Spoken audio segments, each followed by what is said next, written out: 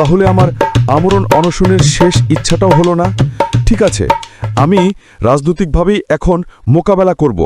আগে আমার দলকে গোছাবো, নিজের ধান্দাবাজি সব বাদ দিব। চলো, এই বলে বারেক্কা আমরণ। আচ্ছা, এইটা তো নির্বাচন কমিশনের অফিস। এখানেই তো বিভিন্ন রাজনৈতিক দলগুলোকে নিবন্ধন দেয়া হয়ে থাকে, কিন্তু আমার দলকে তুমি নিবন্ধন না দিয়ে আরামে থাকবে তা হতে দিব না। তুমি পাইছো কি?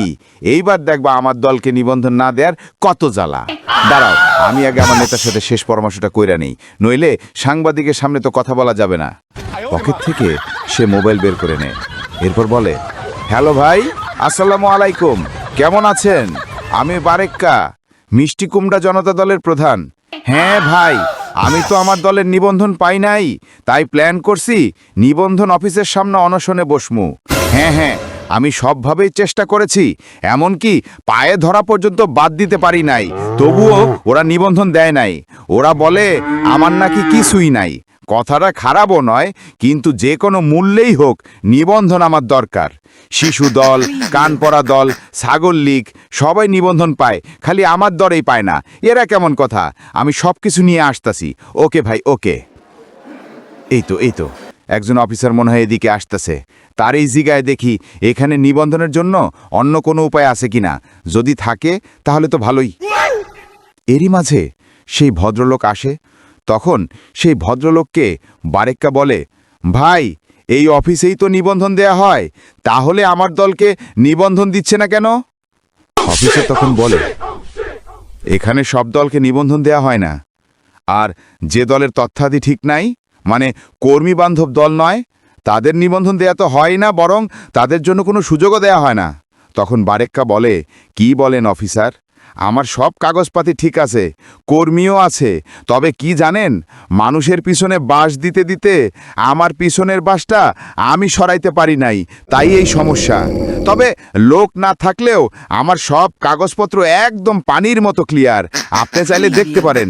শোনেন, যদি কোনো মামুটামুর মাধ্যমে নিবন্ধন দেয়া হয় সেইটারও ব্যবস্থা আছে, আপনি নিঃসংকোচে আমারে বলতে পারেন।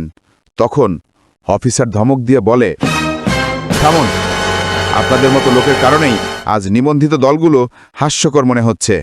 আরে আপনার দলের কর্মী যেখানে নেই, সেখানে আপনি নিবন্ধন নিয়ে কি করবেন? ওহ, বাণিজ্য করবেন, মানে নমিনেশন বাণিজ্য? এগুলো ধান্দা বাদ দেন, ভালো করে একটা দল তৈরি করেন, এরপর তথ্যগুলো সঠিক দেন, নিবন্ধন পেয়ে যাবেন। অযথা এখানে ঘোরাঘুরি করবেন না। এই বলে অফিসার চলে গেলেন। তখন বারেক্কা রাগে বলে উঠল, কি বলে গেল অফিসার? সে কি আমায় চেনে? এমন বাঁশ দিয়ে দিমু তখন সারা শহর চিল্লাইলেও সেই বাঁশ কেউ খুলতে আইব না। আমি যেভাবেই হোক নিবন্ধন চাই। এরই মাঝে নিবন্ধন অফিসের সামনে আসে একজন ভিক্ষুক। তখন সে বারেক্কার এমন চিল্লাচিল্লি দেখে সে বলে,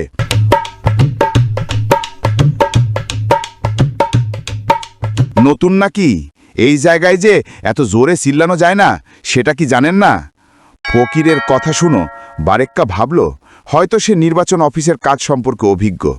তাই সে নরম স্বরে আমতামতা করে বলল, চাচা, কিছু মনে করবেন না, আমি আইছিলাম একটা নিবন্ধনের জন্য, কিন্তু কোনো হালাই সেটা সহযোগিতা করতেছে না। কি যে করি, আপনি কি কোনো ব্যবস্থা করতে পারবেন? সে কথা শুনে ফকির বলে, কিসের নিবন্ধন?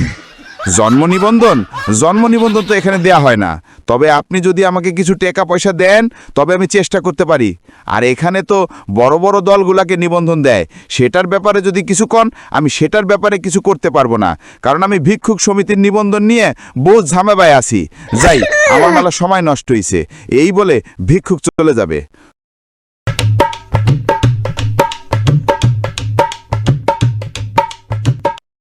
তখন বারেক্কা মনে মনে বলবো, হালা, কারে কি বলি, এখানে দেখি ভিক্ষুকরাও দল নিয়ে দৌড়াদৌড়ি করতেছে, আমি যে কোন দিকে যাই? না, আমারে আমরণ অনশনে বসতেই হবে।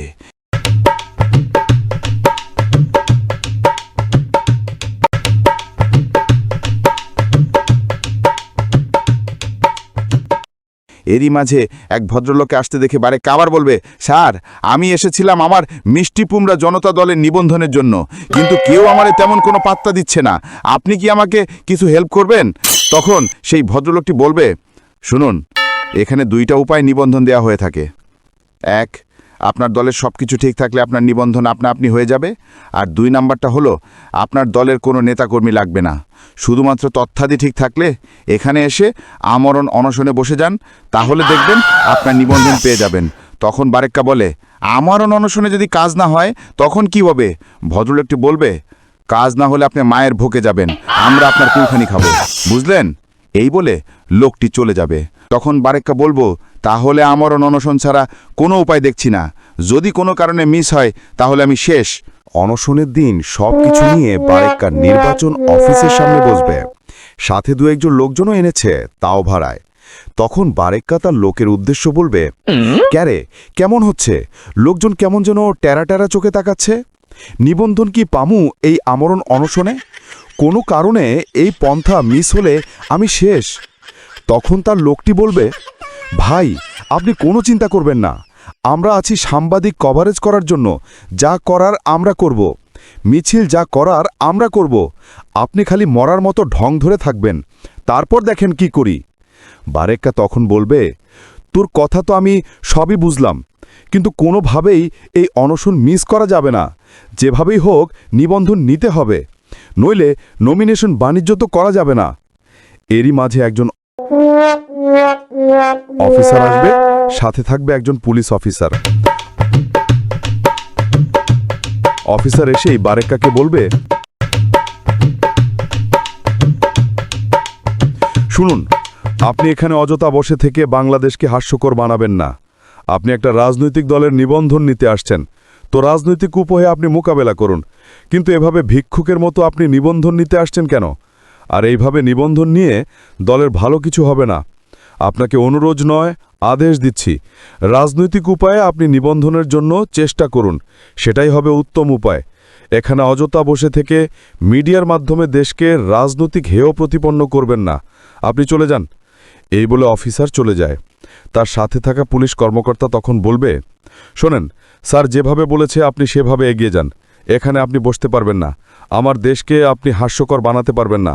সময় মাত্র 10 মিনিট দিলাম, এরই মধ্যে চলে যাবেন এবং রাজনৈতিক উপায়ে নিবন্ধনের জন্য আবেদন করবেন।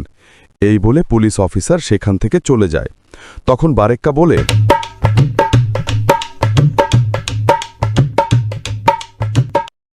তাহলে আমার আমরণ অনশনের শেষ ইচ্ছাটাও হলো না। ঠিক আছে, আমি রাজনৈতিকভাবেই এখন মোকাবেলা করব, আগে আমার দলকে গোছাবো, নিজের ধান্দাবাজি সব বাদ দিব, চলো। এই বলে বারেক্কা আমরণ অনশন থেকে চলে যায়।